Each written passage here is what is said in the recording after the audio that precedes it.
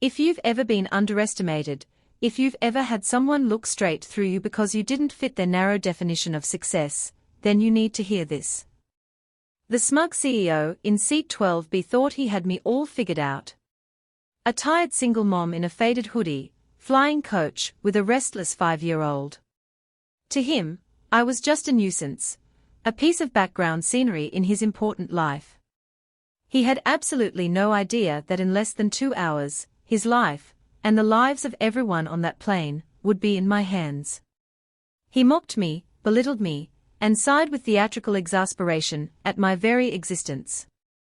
But everything changed when the captain's panicked voice crackled over the intercom, a question hanging in the air like a death sentence. Is there any pilot on board? Any commercial or military pilot, please identify yourself to the cabin crew. This is a genuine emergency. The silence that followed was deafening, broken only by the CEO's scoff. Little did he know, the woman he'd dismissed as a nobody was about to become his only hope. The day had started like any other travel day with a young child, a chaotic blend of excitement and exhaustion. My son, Leo, was practically vibrating with anticipation. It was his first time on a plane, and we were flying to see his grandparents, my parents, whom we hadn't seen in over a year. I'd saved for months for these tickets, working double shifts at the diner, picking up extra hours wherever I could. The faded grey hoodie I wore was my comfort armor, soft and worn in all the right places. My hair was pulled back in a messy ponytail, and I'm sure the dark circles under my eyes told a story of sleepless nights and endless worry. I was a single mom, and my world revolved around this little boy whose hand I held tightly. As we shuffled down the narrow aisle of the aircraft, I felt the familiar pang of self-consciousness. We were in the back, of course, in the cheap seats, but even getting there felt like running a gauntlet of judgment from the passengers in business class, who barely looked up from their laptops and champagne flutes. Our seats were next to a window, a small victory for Leo. Unfortunately, the aisle seat, 12B, was occupied by him. Mr. Harrison. I learned his name from the obnoxiously loud phone call he was on as we settled in. Dressed in a suit so sharp it could cut glass and wearing a watch that probably cost more than my car, he radiated an aura of impatient superiority. He didn't acknowledge us, just shifted his body away with a faint grimace, as if proximity to our budget-friendly attire might somehow tarnish his expensive wool. Look, Peterson, he barked into his phone, the DoD contract is ours. Just make sure the presentation is flawless. We're talking about the next generation of avionics software. It's a game changer. I'll be there by 3 to seal the deal. He finally snapped his phone shut and immediately opened a sleek, impossibly thin laptop, his fingers flying across the keyboard. He was a man who clearly believed his time was more valuable than anyone else's. Leo, bless his innocent heart, was oblivious. He pressed his nose against the window, his breath fogging the plexiglass. Mommy, look. The wings are so big. Are we gonna go faster than a cheetah? I smiled, my heart swelling. Much faster, sweetie. My voice was low, conscious of the man beside me. His sigh was loud and heavy, a clear signal of his annoyance. He shot me a look, his eyes cold and dismissive. Could you please try to control your child? I have a multi-billion-dollar proposal to review, and I can't afford any distractions. The condescension dripped from every word. I felt a flash of heat rise in my cheeks. He's just excited, I said, my voice tighter than I intended. It's his first flight. Mr. Harrison gave a short, humorless laugh. Fantastic. My lucky day. He turned back to his screen, effectively ending the conversation. I took a deep breath and pulled a coloring book and a small bag of crayons from my backpack. Here, Leo. Why don't you draw the airplane for Grandma and Grandpa? For the next hour, a fragile peace settled over our row. I focused on Leo, helping him choose the right shade of blue for the sky, while Mr. Harrison typed furiously, muttering to himself about profit margins and competitor analysis. The flight attendants came by with the beverage cart. I asked for an apple juice for Leo and a water for myself. Mr. Harrison ordered a scotch, neat. And make it a double, he added, glancing at us as if we were the reason he needed it. The tension ratcheted up when Leo, in a moment of squirmy restlessness, accidentally knocked his juice box. A small splash of apple juice landed on the sleeve of Mr. Harrison's pristine white shirt. It was a tiny stain, barely noticeable, but his reaction was volcanic. "For God's sake," he boomed, jumping as if he'd been electrocuted. "Look what you've done. This is a custom-tailored shirt. Do you have any idea how much this costs?" His face was red with fury. Leo's lip began to tremble, his eyes welling with tears. "I'm so sorry," I said, fumbling for napkins. "It was an accident of parental incompetence," he sneered, dabbing at the spot with a silk handkerchief. "People like you shouldn't be allowed in public spaces if you can't manage your own offspring. It's a simple matter of consideration, a concept you are clearly unfamiliar with." The venom in his voice stung more than the public humiliation. Other passengers were starting to stare.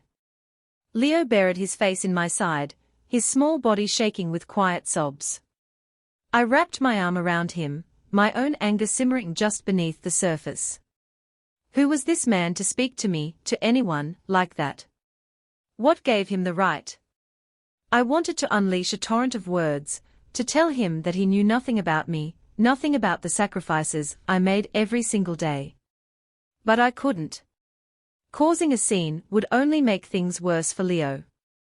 So I bit my tongue, whispering reassurances to my son and pointedly ignoring the man, who was now loudly complaining to the flight attendant about the unruly passengers he was forced to endure. The flight attendant, a young woman with a practiced, weary smile, offered him a club soda and a handful of extra napkins, her eyes flicking towards me with a hint of sympathy. He accepted them with a grunt, continuing to mutter about the decline of civilized society. That's when the first jolt hit. It wasn't the gentle bump of normal turbulence. It was a hard, stomach-lurching drop that sent loose items skittering across the cabin. A few people gasped. Leo tightened his grip on my arm. Mr. Harrison clutched his armrests, his arrogant composure momentarily cracking. "Just a bit of weather, folks," the captain's voice came over the intercom, sounding relaxed, but perhaps a little too forced. "We are going to ask the flight attendants to take their seats for a few minutes," but the turbulence didn't stop. It got worse.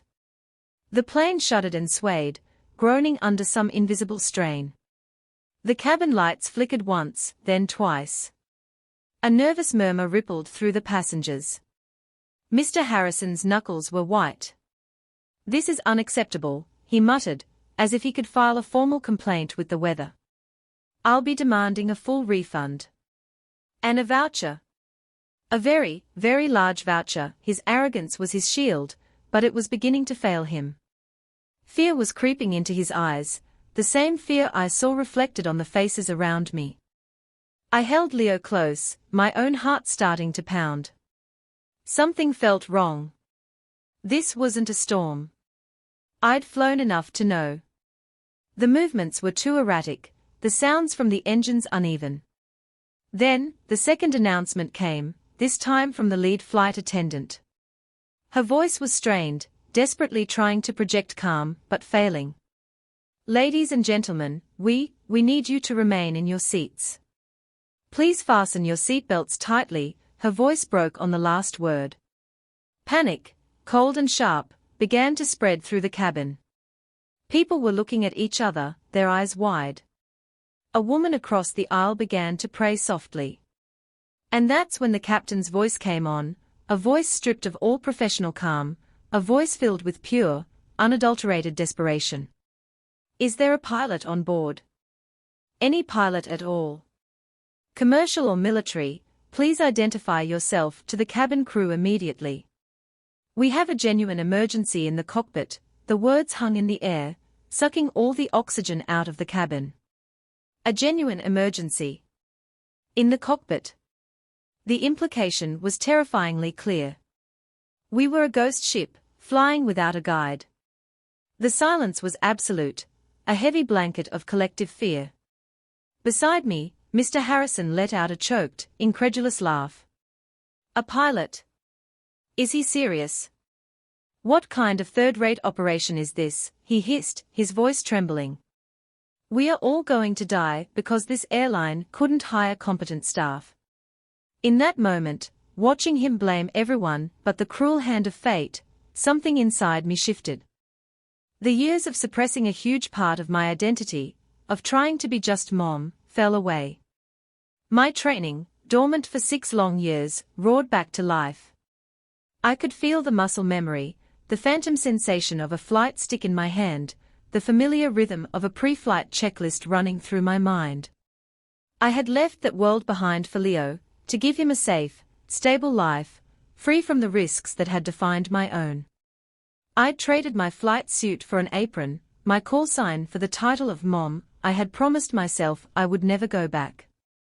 But the lives of 200 people, the life of my son, were now hanging in the balance. There was no choice. I looked at Leo, his tear-streaked face now filled with confusion and fear. I kissed his forehead. It's going to be okay, sweetie, I whispered, my voice calmer than I felt. Mommy has to go help for a little bit. You be a brave boy for me. I unbuckled my seatbelt. The click echoed in the silent cabin. Mr. Harrison turned to me, his face a mask of disbelief and rage. What in the world do you think you're doing? Sit down. The flight attendant said to stay seated, he snarled, reaching out to grab my arm. I looked him dead in the eye, my voice low and steady, carrying an authority he had never imagined I possessed. I'm going to fly the plane. His jaw dropped. He stared at me, his brain clearly unable to process the statement. The tired, insignificant single mom in the cheap hoodie was going to fly the plane. The idea was so absurd to him that for a second, he just gaped. I didn't wait for him to recover. I stood up and made my way into the aisle, pushing past the beverage cart that had been abandoned there. The lead flight attendant rushed toward me, her face pale. You need to return to your seat immediately. I'm a pilot, I said, my voice cutting through her panic. Where's the cockpit? She stared at me, her eyes wide with a mixture of hope and skepticism. You're a pilot. Captain Sarah Evans, United States Air Force, retired, I said, the words feeling both foreign and deeply familiar on my tongue. Call sign Valkyrie, over 3,000 flight hours, mostly in F-16s, but I have extensive experience on multi-engine transport craft. The C-5 Galaxy's cockpit isn't all that different from this Airbus. Now, are you going to let me in, or are we going to have a longer conversation out here? The mention of my call sign, the technical specifics, it was enough. The doubt in her eyes was replaced by a wave of desperate relief. This way, she said, her voice trembling. Oh my God, this way. She led me through the curtain into the galley, and then to the reinforced cockpit door. She fumbled with the keypad, her hands shaking. As the lock clicked open, I could hear the chaos inside. Alarms were blaring, a synthesized voice repeating, autopilot disengaged, over and over. I stepped inside and the scene was worse than I could have imagined. Both the pilot and the co-pilot were slumped over in their seats, unconscious. They were pale and sweating, clearly victims of some sudden, incapacitating illness.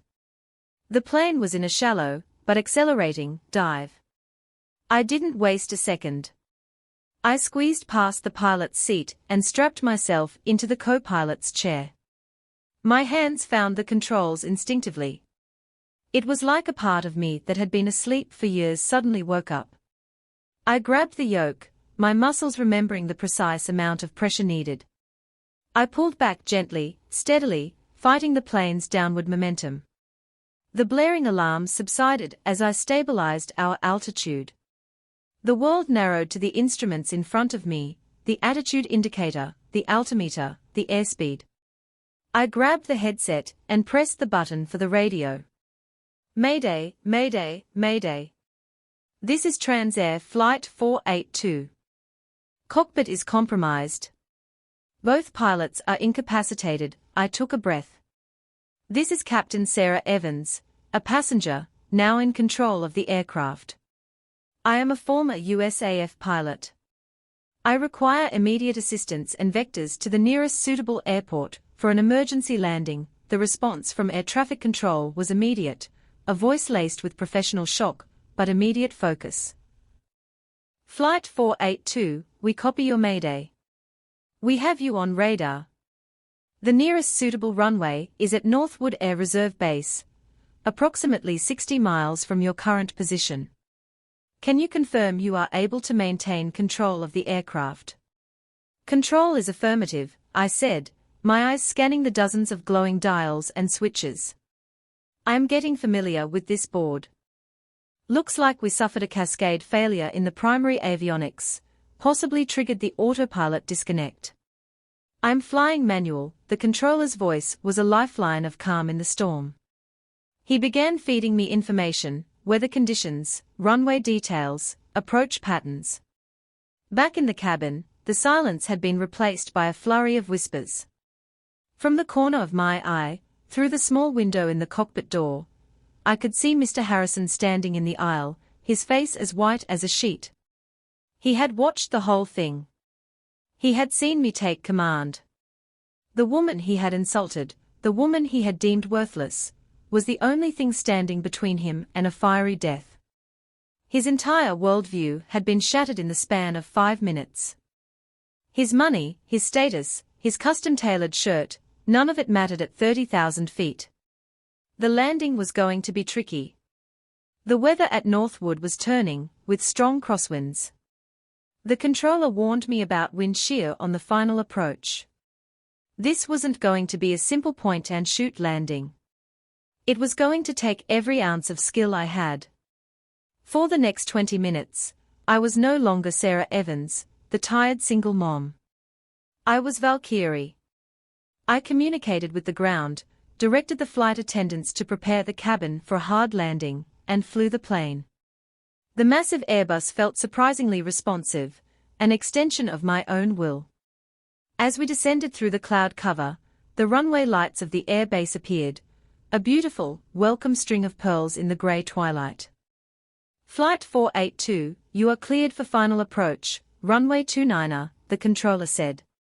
Emergency crews are standing by. Godspeed, I guided the plane down, my hand steady, my mind clear. The crosswind hit us, trying to push the nose to the side, but I compensated, my feet working the rudder pedals, keeping us aligned. It was a fight, a delicate and brutal dance with physics and weather. The ground rushed up to meet us. For a heartbeat, there was nothing but the roar of the wind and the rumble of the engines. Then, with a jarring but solid thud, the rear wheels touched tarmac. A second later, the nose gear followed. I deployed the thrust reversers, and the plane roared in protest as it rapidly decelerated. We were down. We were safe. As the plane slowed to a stop on the runway, surrounded by flashing lights of fire trucks and ambulances, a sound started from the cabin. It began as a few claps, then grew into a thunderous, overwhelming wave of applause and cheers. I finally let out the breath I felt like I'd been holding for an eternity. I leaned back in the seat, my body trembling with adrenaline and exhaustion. It was over. The emergency crews swarmed the plane, and the incapacitated pilots were quickly evacuated. As I finally walked back into the cabin, the passengers were on their feet, their faces filled with gratitude and awe. They clapped, they cheered, some were crying. I just wanted to get to my son. I saw him in our row, his face pressed against the window, looking at all the flashing lights. He was safe. That's all that mattered.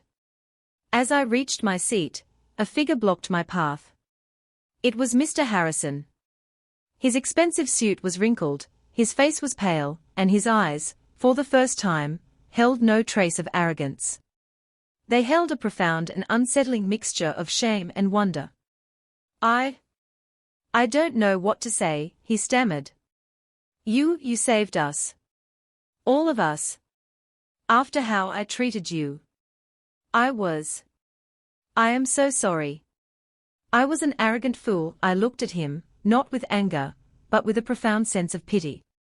He lived in a world so small that a person's worth was measured by their clothes and their job title.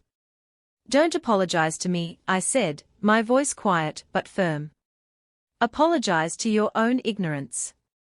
Maybe today you learned that you have no idea what battles people are fighting, or what strength they have hidden inside them. I squeezed past him and knelt down in front of Leo, pulling him into a hug that I never wanted to end. He wrapped his little arms around my neck. You flew the plane, Mommy. You're a superhero. I laughed, tears finally streaming down my face. Something like that, sweetie. Later, as we were being escorted through the terminal, an Air Force colonel approached me.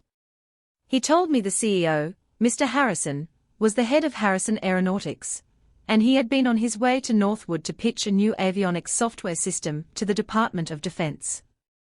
The irony was almost too much to bear. The very system that had failed on our flight was a model his company was trying to replace. My impromptu, real-world field report on its catastrophic failure, combined with his despicable behavior, had almost certainly cost him the multi-billion-dollar contract. My testimony would be a crucial part of the NTSB investigation. Karma, it turns out, really does have wings. So the next time you find yourself making a snap judgment about someone, take a second to stop. You never know who you're talking to. That quiet person in the corner, that tired mom with a restless child, they might just be a hero in disguise.